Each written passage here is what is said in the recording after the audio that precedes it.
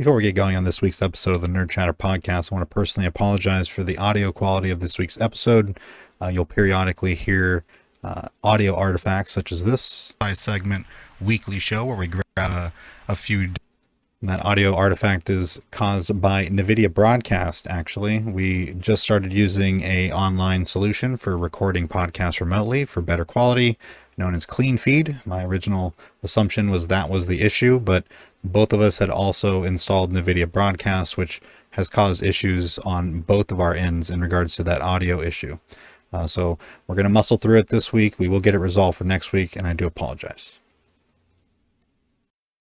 Welcome to this week's episode of the Nerd Chatter podcast, where the last few weeks we've spent a good amount of time kind of going over some of the bigger IPs.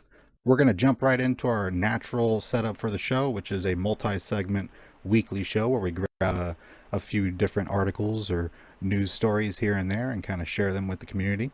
And as always, I'm joined by my good friend Garret. How are you? I'm doing good. Very nice, very nice. You could hear the difference in his voice, sounding beautiful. Nice mic, my friend. New micro. Yep. Everybody thank my father-in-law. It's great.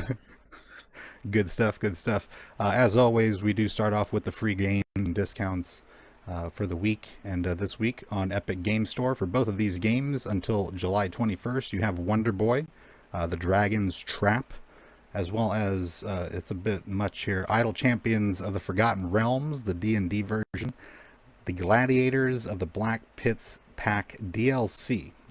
Yeah, you do have to log into the game before July 21st, but you do get that DLC free. I think it mentioned something about $100 value. That's a mouthful.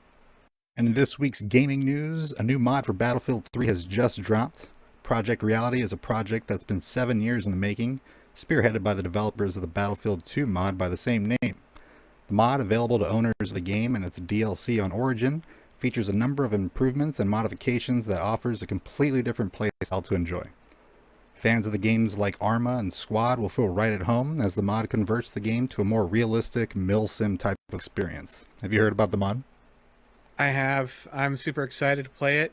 I mean, I played Battlefield 3 a lot back in the day, and I played Arma quite a bit too, so this is going to be a very natural game to get into for me. Yeah, I did have an opportunity to play it this morning, actually. We're recording on the 16th. I think the release date was the 17th, but I hopped into Venice Unleashed, which is the launcher for the game, and there was a handful of servers already running the mod, so I did have an opportunity to jump in and check it out. But we'll go over some details here, just to kind of give the listeners a rundown here. Like I mentioned, the game is for Battlefield 3, and that is on PC. The dev team is Project Reality Team. You can find some info on them at realitymod.com. First and foremost, to play the game, you do need the game itself, as well as all of the DLCs, and that's on Origin. And as you know, you have the Battle Log, I think it is, a web browser-based launching system for those older games. You know what I'm talking about? I do. Yeah. Spent many a days going through Battle Log trying to find a good server. I truly hate that whole system, and they did that for Hardpoint, a long I think time. It was. Yeah, they did it for quite a few games, and it's ruined it for me a bit. But Venice Unleashed is a way of kind of getting around that, and they have a really nice server list and join system. It's pretty clean. Everything is integrated for downloading the mods. So, like I said, you do need a legitimate copy of Battlefield 3, and then all of the DLCs, and then you just sign into your account, link it to the Origin account, and you're good to go. Once you join the server, it'll automatically install the mods for you. Nice. I'll have to do that later. It's pretty easy to hop in and kind of get some play time. It is a little bit slower of a play style, so you do want to kind of take your time and get used to the new way of handling things in the game. But all in all, it's pretty nice. Now, going down the list here, you do have some dramatic changes to the game, and I don't want to make it seem like you're going to be playing Battlefield 3. You do have a graphics mod, so it looks a lot cleaner. However, there is a gameplay and UI overhaul. There's unique weapon mechanics. The gameplay itself is more tactical. There's a voice over IP system with radio channels and proximity, team proximity, which is really nice. I got an opportunity to test that, and it sounds really good.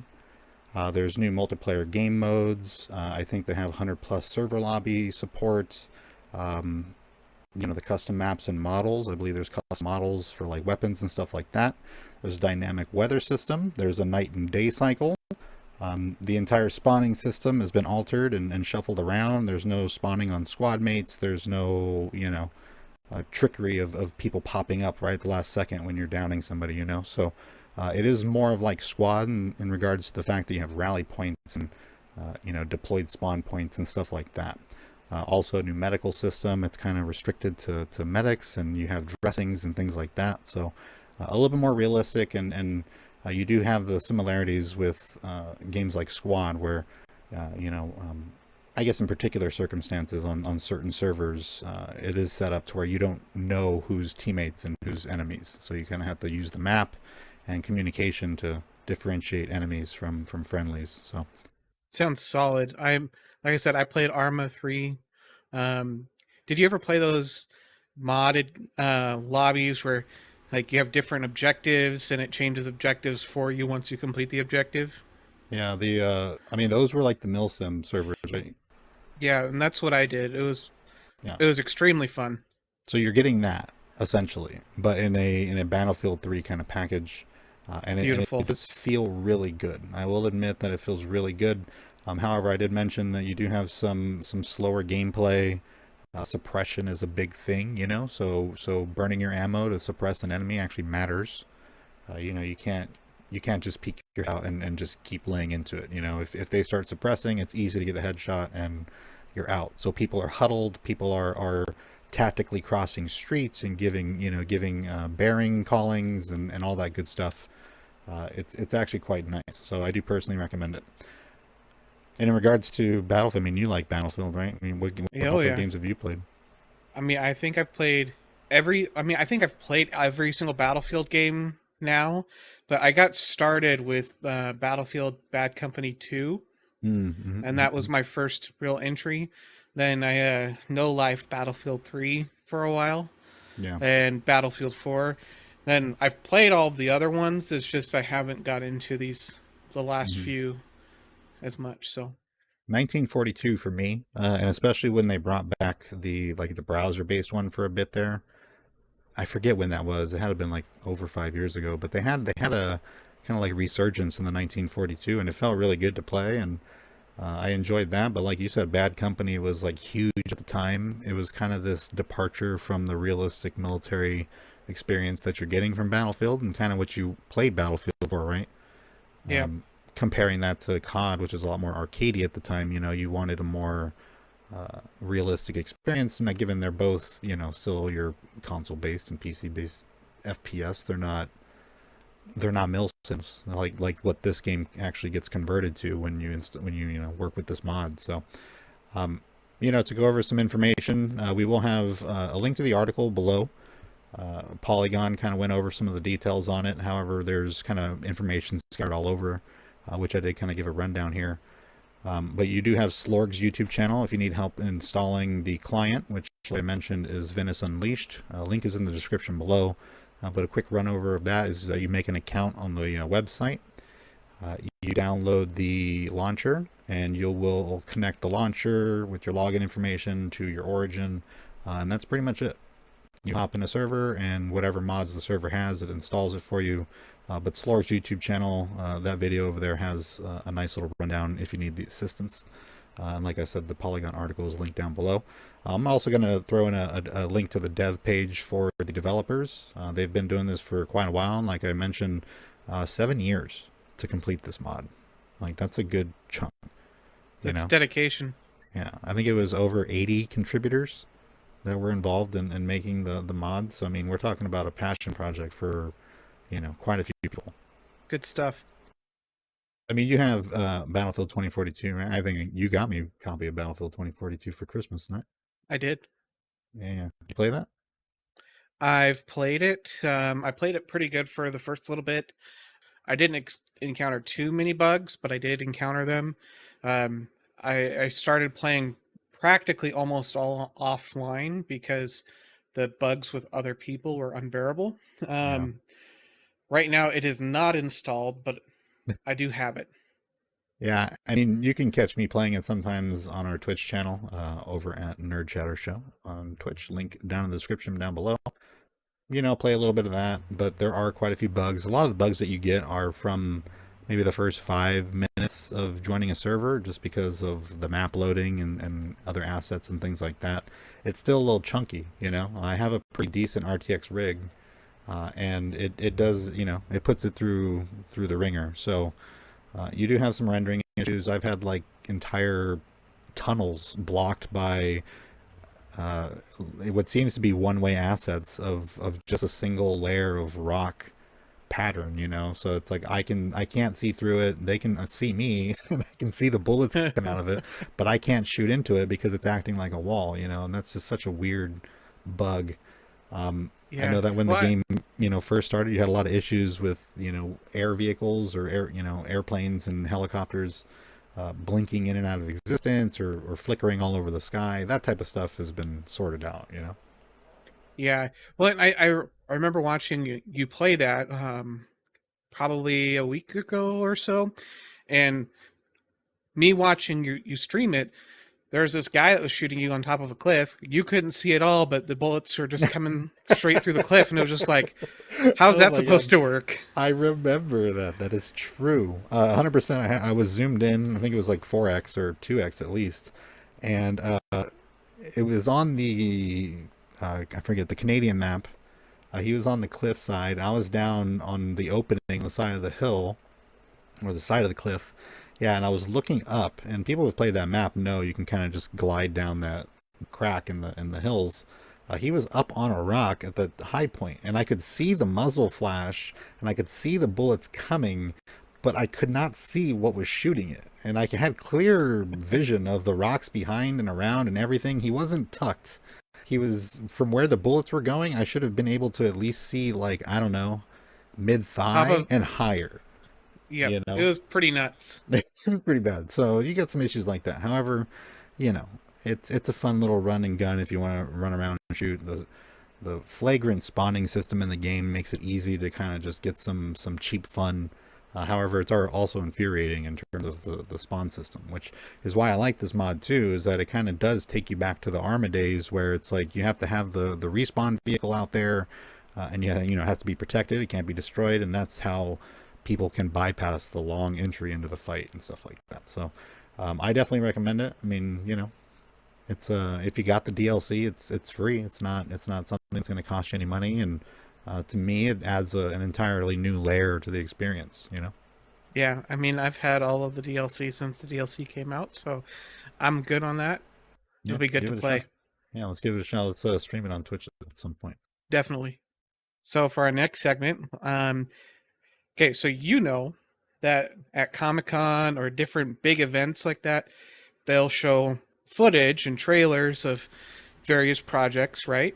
Mm-hmm.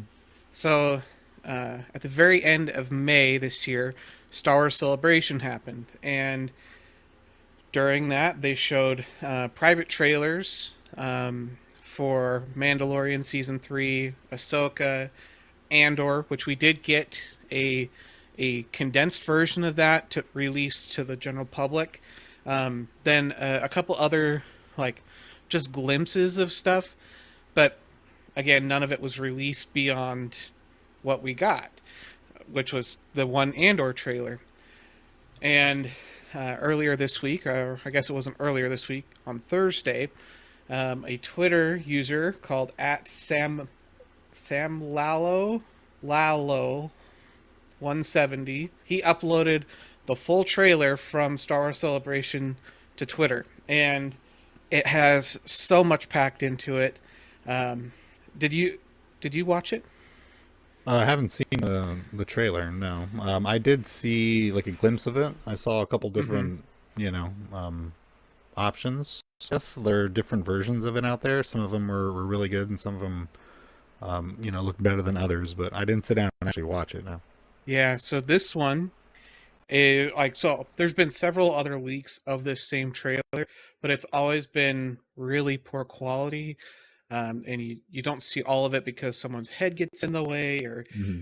whatever reason, or it just cuts off quickly. But this one, There's a clear shot of the whole screen for the whole trailer, and it's epic. There's just so much packed into it. Well, I mean, I mean, let's run it down. What do we got? Describe it for you know, the peoples. okay, I got this. So obviously, it starts off with some dramatic drums and just some really intense music. Then Mando's scene, like on this planet. I don't know. This is going to be really geeky and nerdy, but I mean, we're the Nerd Chatter podcast, so whatever. Have you seen the original series for Star Trek? Like the original series. Yeah. I Like, distinctly tried to sit down and watch it, and I got like halfway through the first episode, and I was like, nope. it's kind of hard to watch, but it's fun. But there's definitely I know it gets better after like season 60s two. technology. But Oh yeah. I heard that the show gets dramatically better over the years, and I was just like, nah, I'm alright. Well, it's only 3 seasons, so it is what it is. There's some landscape in the original series, like on the Gorn planet, where it's like super jagged rocks and stuff. It looks very similar to that. It's probably somewhere in Southern California. But Yeah, naturally. anyway, so we see Mando going through this, and we hear dialogue from the armorer. You remember her, right? She has like the golden helmet and the hammer, right? Yeah. Yeah. So she says, "You've removed your helmet. What's worse, you did it of your own free will. You are no longer Mandalorian. Redemption is no longer possible since the destruction of our homeworld." And during that, we see a whole bunch of different, like, quick progression of scenes. We see Grogu with the armor in a whole new location, but she still has her forge and smithing set and all that type of stuff. hmm Then we see what looks like a possible foundling helmet, if you get my drift, getting What? forged. It looks like it could be. I don't No, know not for the little sure. dome thing, is it? The ones that they wear in the Jedi Council, No, not like or that. whatever, It's the Jedi like Temple. no. It's like Mandalorian helmet. No, you're lying. You're talking about a I'm Grogu Mando helmet. I don't know if it's for Grogu, but it's definitely a smaller helmet. Wow. Anyways, then we see Mando's new fighter that he gets in Book of Boba Fett. Getting fired upon in space by like 20 ships. It's no big deal, and it transitions into Mando and Grogu walking in this big, great hall with Bo-Katan way at the end. It looks like, I don't know if you've seen Rebels, but there's Mhm. a family, a Mandalorian family called the Wrens that have this big, it's almost like palace. It looks very similar to that. So I'm wondering if it's a similar location or the same location. But anyways, we see Mando walking down, and we hear Bo-Katan say, "Your cult gave up on it," which I'm assuming is Mandalore. But anyways, continuing. Then she says, "You're a good guy," and it's kind of muffled, so I'm assuming that's what it says. Then we have another several really quick shots of Mando walking in a dark cave. Your favorite Kowakian monkey lizards just chilling in a tree. Do you know what Kowakian monkey lizard is? Yes. Salacious Yes, of Crumb, course. right? Yes, my boy. Yeah, yeah. Then this little segment we see, or not segment, but in this little phase we see Grief Karga show up, and it's Carl Weathers, and he's in like this whole get up and swag. Um, I think drip is the word people use now. Oh God. Oh no. All right. He looks pretty good. All right. Um, and we see some, again, really quick shots. We see some Rhodians. There's a Republic officer called Carson Teva. He was one of the two pilots that was chasing Mando in season 2, and like had that spider caves thing because of that. Oh, yeah. Yep. Then we see Pelly, the lady on Tatooine who loves Grogu. Yeah. Yeah. Um, Yeah. That and was we the see one without eyebrows. Yes. Yes. Yes. Then we see Grogu in Mando's fighter in the cockpit and not in his little bubble. Mm-hmm. Anyways, then there's a brand new protocol design, or protocol droid design that we see. Then the cloner from season 1 that that kind of helps Din rescue the baby after the client was like, kill him or we don't need him anymore, you know. Yeah. And so we see him very briefly. Then we see Mandalorians beating their chests, and these guys have all of these Mandalorians have red, blue, and white coloration. This is going to be important later. Then the next series, we see Mando talking to Bo-Katan, saying, "I'm going to Mandalore so I can be forgiven of my transgressions." And again, really quick shots. We see Mando's ship leaving a tropical planet. Mandalorians scouting a town, like ready for battle, guns up. We see the cloner walking through a Republic checkpoint. Mando walking into the picture with several new Mandalorians. Bo-Katan looking out from her palace at a ship leaving, and she looked pissed. Like, I don't know. I mean, she's definitely pissed after what happened in season 2, but she looked extra pissed. Then we see Mando's ship getting fired upon again by multiple ships.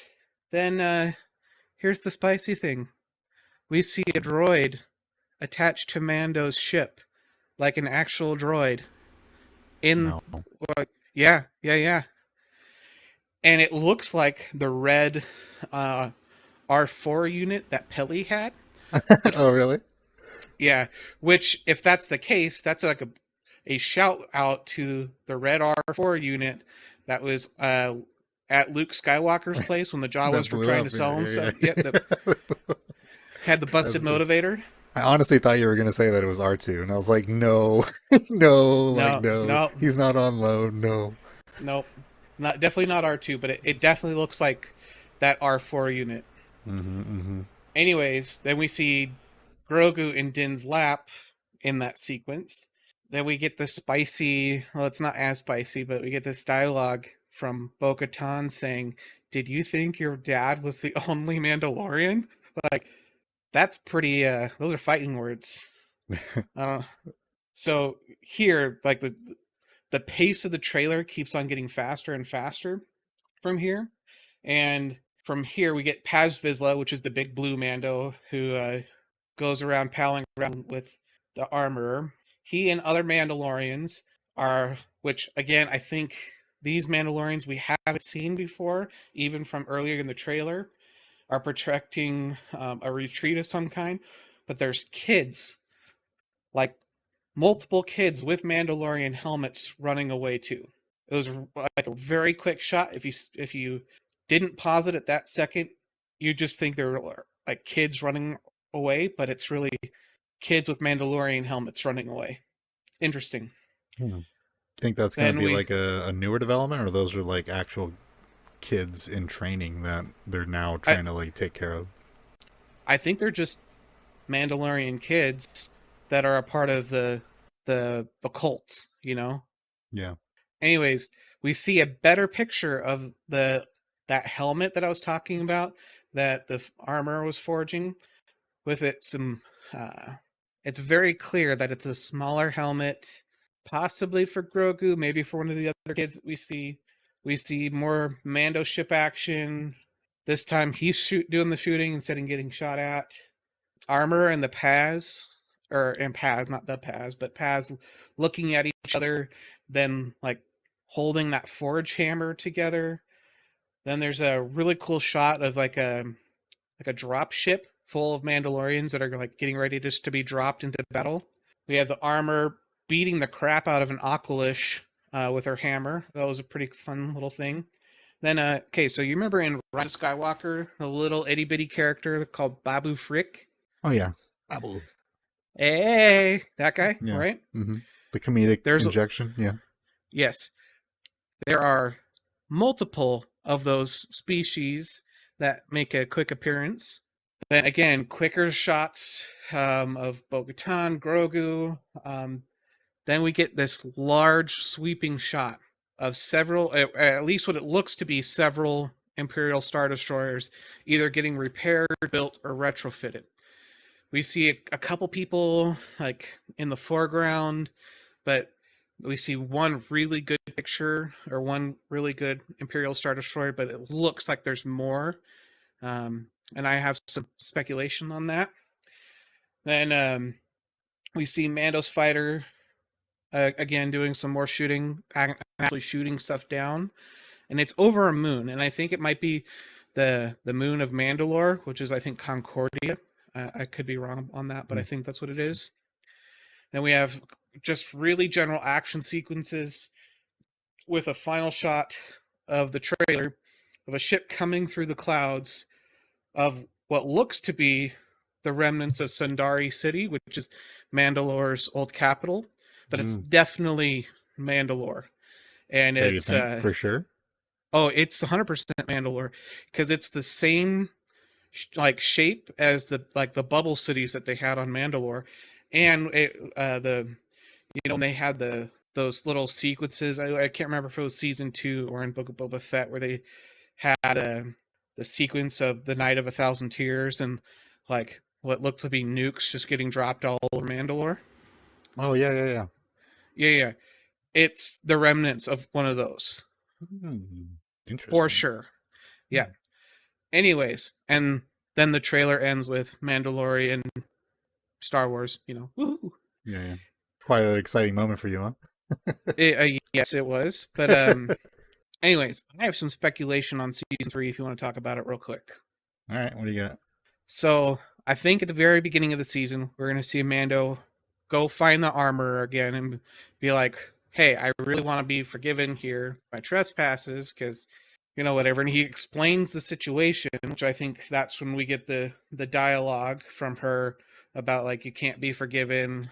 You did this of your own free will and all that type of stuff. And Yeah. Uh-huh. then he's going to go seeking out Bo-Katan to go to Mandalore. And I think they're going to do a scouting mission where they go to Mandalore and they come across the Star Destroyers. And I think they're getting retrofitted to have Beskar hulls. I mean, Then the that's rest, a lot of that's a lot of material. That's a little. They except have that much? they would if they wiped out a majority of the population and they were utilizing all of that Beskar that would have been there on the planet, mined what was ever left on the planet. So the I think rarity of it's it now is based on the fact that you just can't get it, or has it always been that yeah. rare?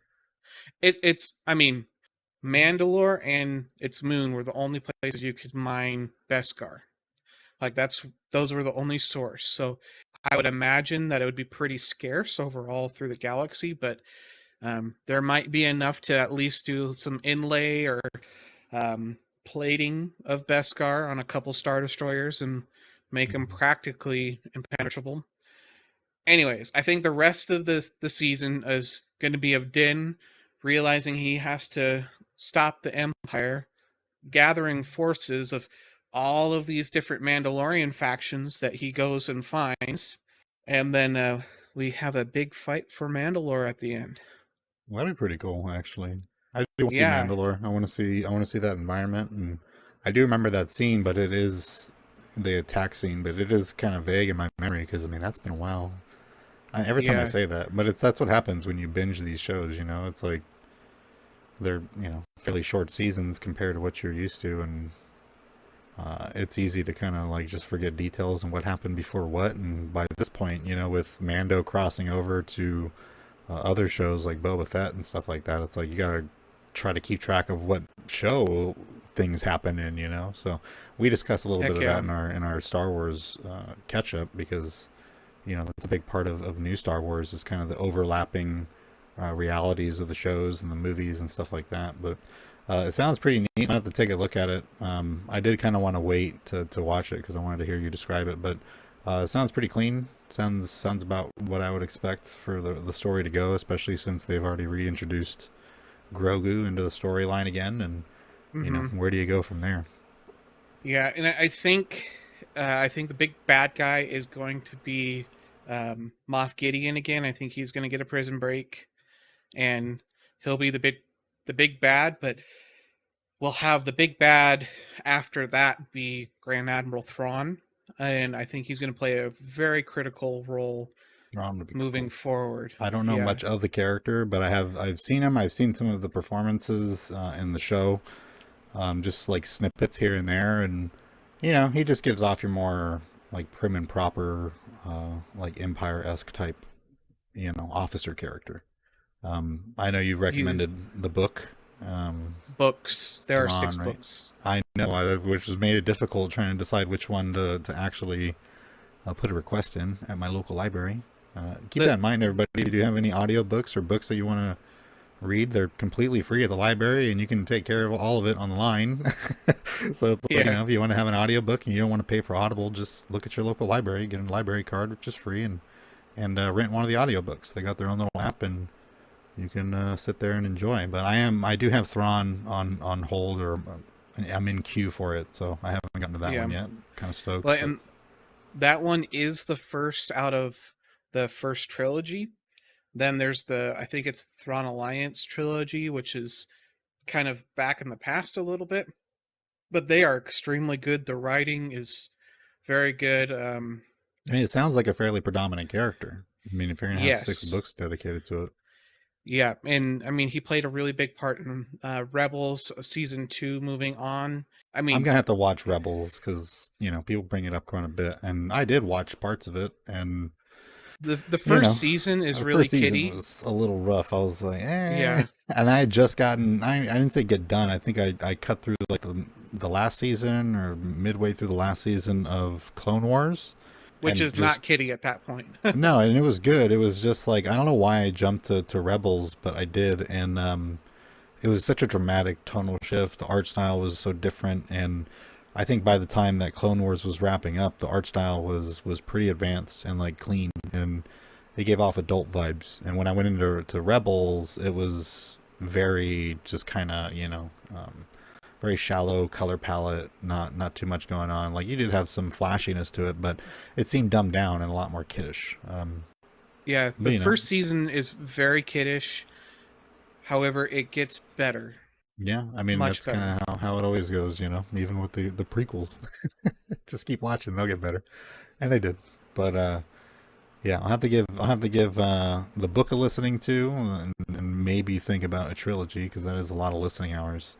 But he does sound like he's going to be a fairly important question, so maybe a nice little character rundown, or perusing the Wikipedia would be a good idea on my behalf. Yeah, yeah, definitely. And to finish up our segments here, jumping back to video games, I'm not sure if you've heard of this, but Skate 4 was announced not too long ago. I don't know if you ever played Skate. Did you ever get involved with Skate? I'm not sure. I did play like a Tony Hawk skating game. 20 years ago. Yeah, I mean, Skate was the more realistic approach to it. Looking back, I mean, I play Skate 3. I've streamed it a couple times. I don't think that footage is stuck on Twitch, so I'll have to get to it again sometime. But Skate was the more realistic approach, and more of the repetitive grind of what a skater would actually want. Picking lines, setting them out, and trying to perfect certain tricks and stuff. So it was announced just after Tony Hawk Pro Skater was re-released with the graphic upgrade and all that good stuff, which is pretty fun. I do own that, and I do recommend it if you're nostalgic for that type of thing. But EA couldn't resist in making an announcement that they were releasing Skate 4 after like a decade, finally, of people asking and begging. They chose right after Tony Hawk came out to make the announcement. But it's a long awaited title, and it has undergone a name change. It is no longer Skate 4. It's known as just Skate, period. That was the name of the original game, but you kind of have like a reimagining of the original title, because they do plan on having it free to play. So the new EA Skate game will be free to play. It will be cross progression, cross play.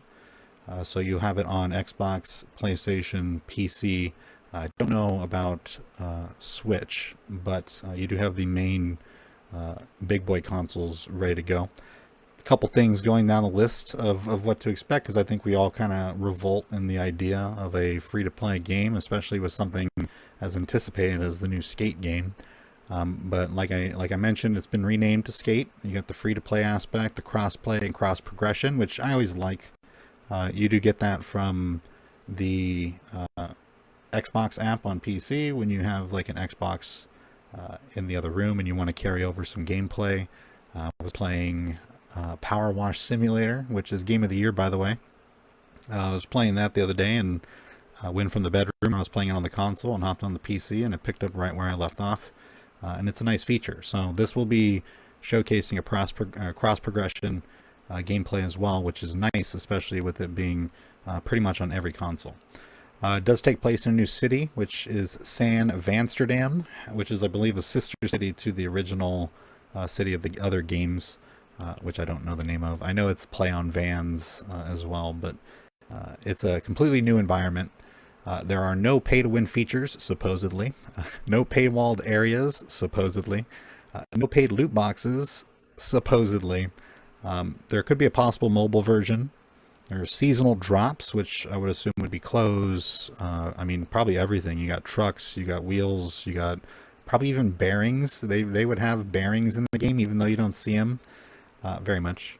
And decks, probably grip tape, clothes, hats, glasses, things like that will probably be dropped. You might even have some like Twitch drops and stuff like that. And they're also going to have live events.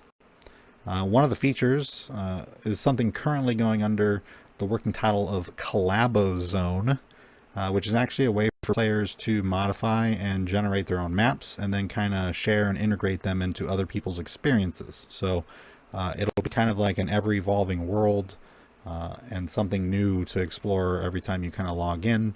And I think you have the ability to kind of get a group together and make your own maps and share them within the community. So some interesting developments in the Skate 4 landscape. It's definitely on the fence for me when it comes to free-to-play. What do you think of a free-to-play skateboarding game like that?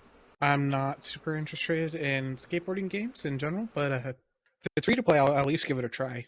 I think that's the thing with skateboarding games that I'm not a skater. I did try when I was younger. In high school, we kind of had this.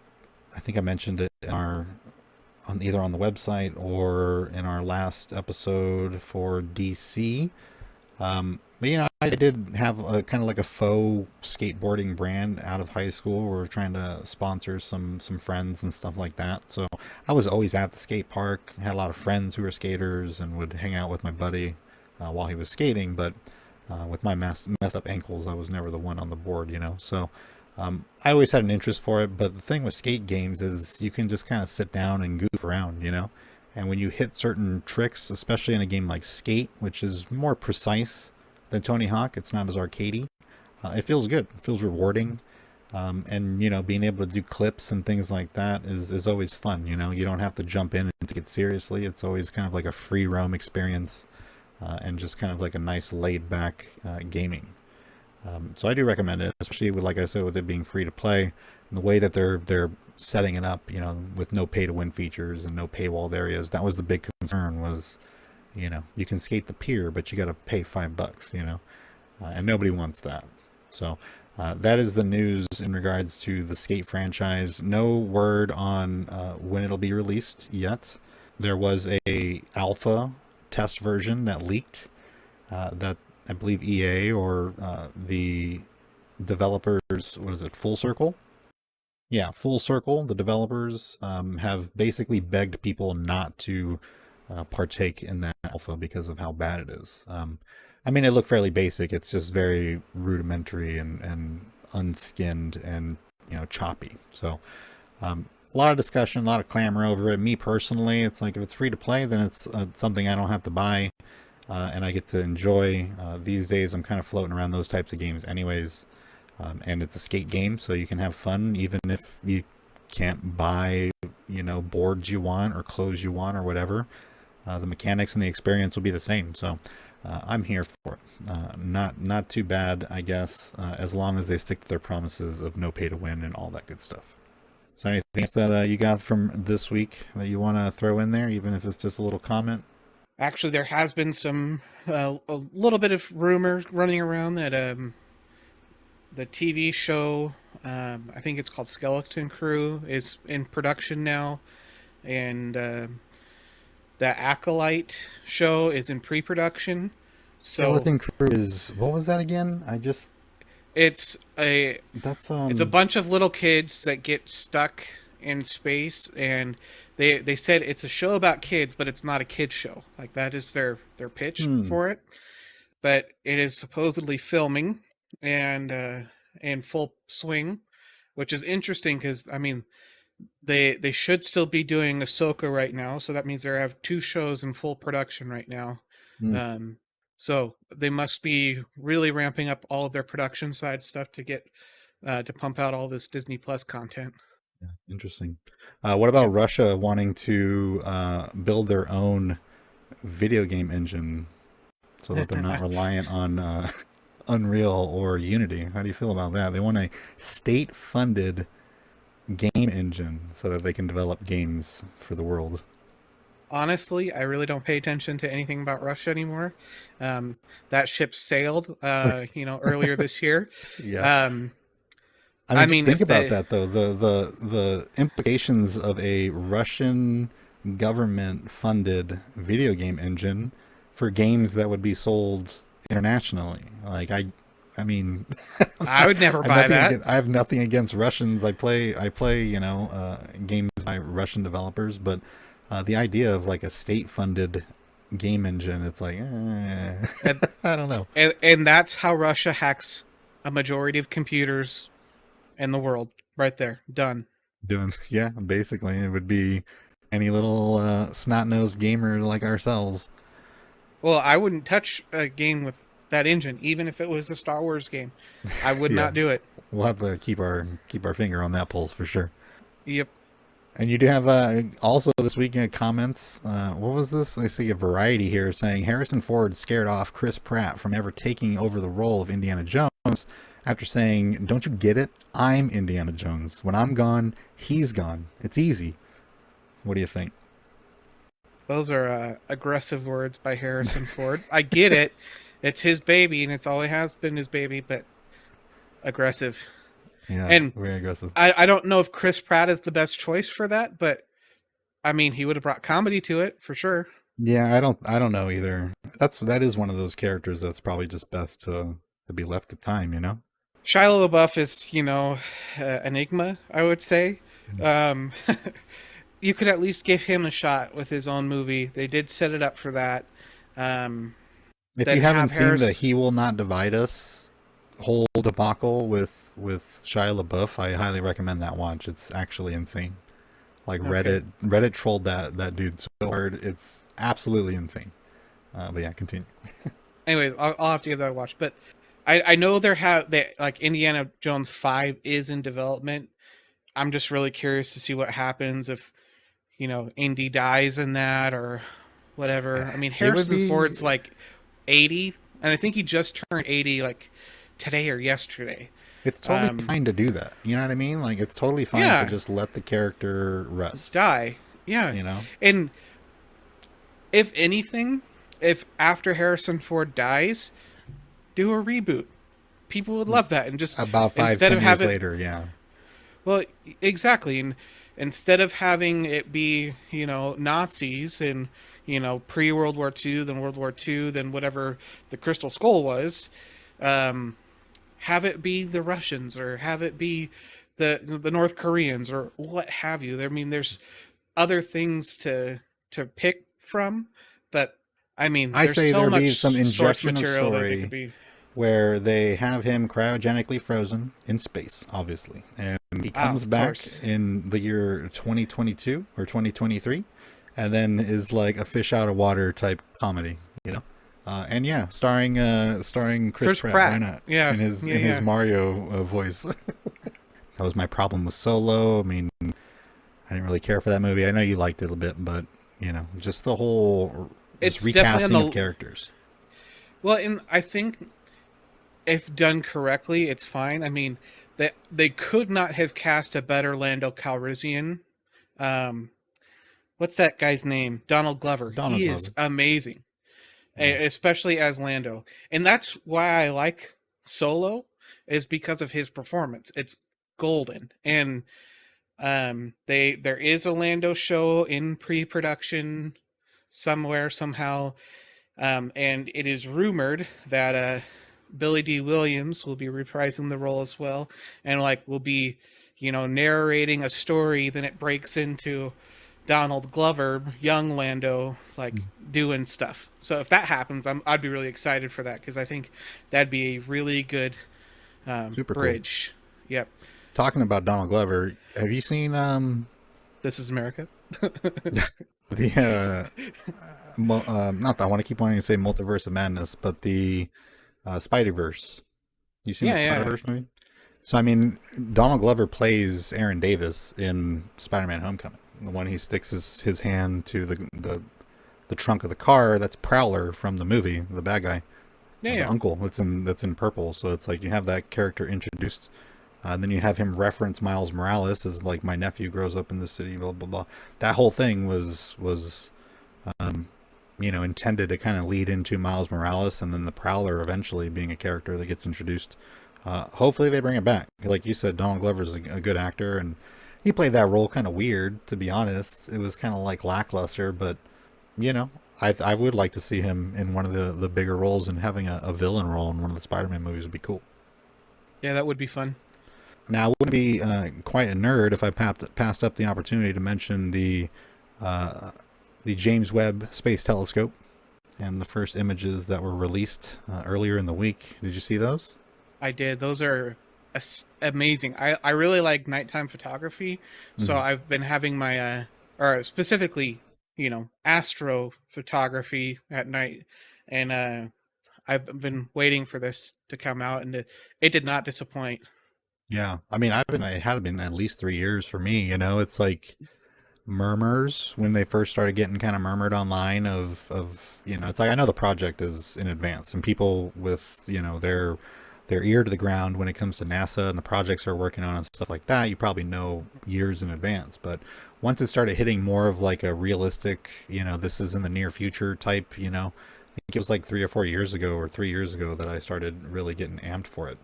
And Yeah, like every month I randomly think about like how sick it would be to see those pictures, and now we're starting to get them, and the quality is insane. However, you get the typical discourse online, right? It looks fake. It doesn't look very much better as Hubble. well, You and guys they have to spent X amount of. colorize Hubble. Yeah, they have to, and it's so nasty. Like I'm looking at something right now, actually, on the internet where they're shifting between the Hubble and the Webb, and the difference is so dramatic and clear, and absolutely gorgeous. I'm loving all of these pictures and different data that's coming in regards to like oxygen and water and things they're finding out there. It's like, oh, the next 5-10 years are going to be very interesting. And the nuances of how the satellite operates and where it operates, and the way it actually got up there and how big it is. I mean, it's like bigger than a school bus, but was able to be fit into the top of the rocket, and the way it unfolded, and just it was very exciting going through the days of them, the unfolding process, and kind of laying out the sheets and stuff like that, the Yeah, it's all reflectors. amazing. Incredible, all the minute details of what fabric is this and what fabric is that. And online, they got a live feed of telling you exactly the temperatures on the satellite right now. You can go in there and actually see like where it's at and how hot certain parts are compared to others, and dramatic differences in hundreds of degrees Fahrenheit, and just insane. I'm super stoked at what's been shown to us already. Yeah, that's really awesome. And I guess last little last little rumor is Ryan Gosling is showing interest in playing Ghost Rider for Marvel Universe. What do you think? Ryan Gosling, Ghost Ryan Rider. Gosling. I don't think he's hard enough. Whoa! Damn! Oh my god! Well, we just got canceled for sure. I Um, mean, he's a good actor unless he bulks up and really devotes himself to that role. I don't think he is a good choice for that. yeah, Just my honest opinion. it's a heavy CGI character though, and you wouldn't see him too much It as doesn't matter. yeah. He can be a CG character all he wants, but I mean, his normal talking voice ain't gonna do it for me. True, yeah, it would be his voice. Okay, so my thing is Keanu Reeves. What do you think? Ooh, I could see My that thing, working. my thing with Keanu Reeves is he likes the brooding demeanor. Yeah, You cannot put him back in the whole Bill and Ted world anymore. I saw that movie. He doesn't have it in him to be that lightheartedness. He's more of like a brooding type of actor. So I do feel like he would fit better in that role. However, Yeah. he owns a motorcycle company and is like a die-hard obsessive motorcycle rider. So it's Yeah. like it's like he's made for that role. You know what I mean? Like my big recommendation is Keanu Reeves for sure. I mean, I definitely would be 100% okay with that. Another role I think would be great for Keanu Reeves is if they ever do Darth Revan in Star Wars. I think he would fit the part really well. Hmm. Um, just putting that plug in there. So I think that wraps it up for this week's episode. And like I said, the previous month we spent a lot of time on each individual property. But the length of this show is a little more accurate to what we shoot for, somewhere between 45 minutes to an hour. Just a quick little dump of this week's news from two nerds who like to gather all the goodies throughout the week, like the Mandalorian trailer that we discussed today, as well as some news on the Battlefield 3 Project Reality mod, and Skate 4 becoming Skate, and also an EA free-to-play game, and the ripples that it sent through the gaming world just a couple days ago. So yeah, we're going to be back next week with another episode. We'll focus on things that are popping up throughout the week and make a couple segments about it. And yeah, continue on the trend. Garrett, I want to say thank you for joining me, as always. Of course. If you want to check out Nerd Chatter on social media, you got at Nerd Chatter Show at Instagram, Facebook, Twitter, Twitch, where we do stream from time to time. Might stream a little bit tonight. We'll see what's going on. Kind of want to get on that Battlefield 3 Project Reality again. And, if you want to support the show, you can head on over to Patreon. Just go ahead and search Nerd Chatter, or you can click the link down in the description down below. If you're on any of the podcasting platforms, you can head on over to our website at nerdchatter.com, where we got some articles that we write throughout the week, as well as the newest show. We can just listen to it there. If you want to head on over to our YouTube, you can give us a subscribe and some thumbs up on this week's episode. That'd be fantastic and appreciated as well. And like I said, we're done with this week, and we will be back next week with a new set of segments to cover. And we're out of here. Take it easy, guys.